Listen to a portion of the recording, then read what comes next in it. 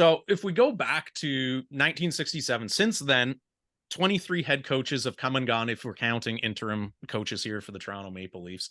Some have had, longer tenures, some have had a Mhm. brief cup of coffee, and it was evident that they couldn't hack it in the intense media market that Toronto truly is for hockey. So whether it's something you discovered within the process for the book or just even your observations as a Leafs fan, what has been kind of the commonality between those that are behind the bench that have endeared themselves to the media and fans and have lasted quite a while versus those who flame out pretty quickly? Like, was there a common trait that you kind of stumbled across or have noticed over the years at all?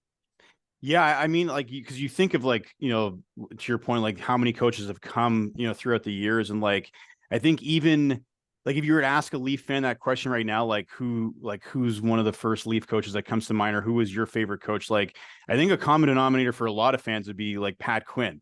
Mhm. And I think that a big part of that was just like he was a incredible human being, by all accounts. Again, I hadn't had the chance or the good fortune to talk to him when he was still with us, but I remember one of the first you know, pieces about hockey that I was paid to write was like for the Canadian Encyclopedia, and I got the chance to interview like Brian Burke, who was worked with him in Vancouver. I got the chance to talk to George McPhee, who had also worked with Quinn. And again, talking to these guys who are also like rough guys, like Brian Burke's a pretty gruff guy.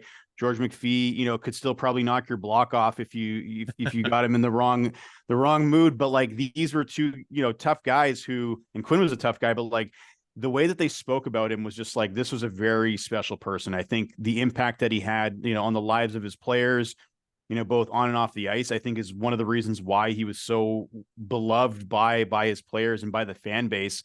Again, I think just like he was a tough son of a gun as well. Like I think one of the enduring memories I have of Quinn in Toronto, and I include that story in the book, is like I forget, I think it was like in one of his final seasons behind the bench.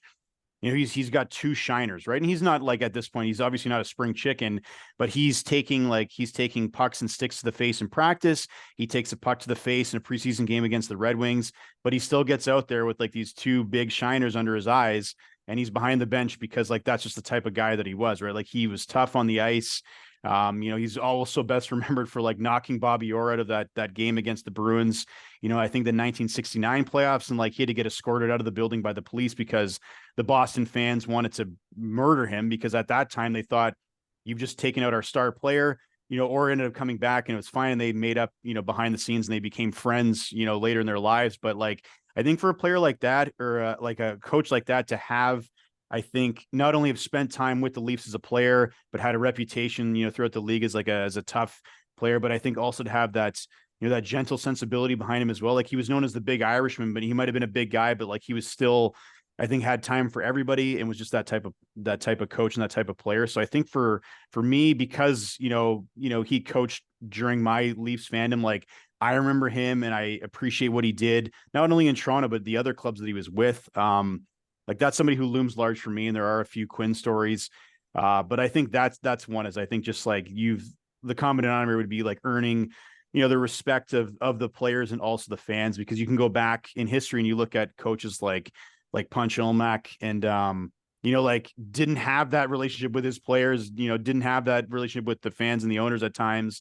Infamously was also the manager at the time and had a very public feud with Daryl Sittler. They did not get along at all. And like one of the answers to not being able to trade Sittler because Sittler had a no move clause was, well, your best friend's Landon McDonald. We're going to send him to Colorado. So how do you like that? And so like, obviously you're not going to endear yourself to anyone in the locker room or in the stands if like that's how you're treating your players. So I think how you treat your players obviously goes a long way, and how you respond to the media. And if you're able to take the close scrutiny that you get in Toronto, I think goes a long way because people pick up on that. But I think certainly, different type of media attention when you're looking at coaches from before the social media era. But I think common denominator is always just like that respectability, and because you got to give it to get it, right? So Yeah, and also speaks to how beloved Bobby Orr was in Boston, because for Boston fans to turn on a native Irishman there, yeah, that's no small yeah, feat in and of yeah. itself.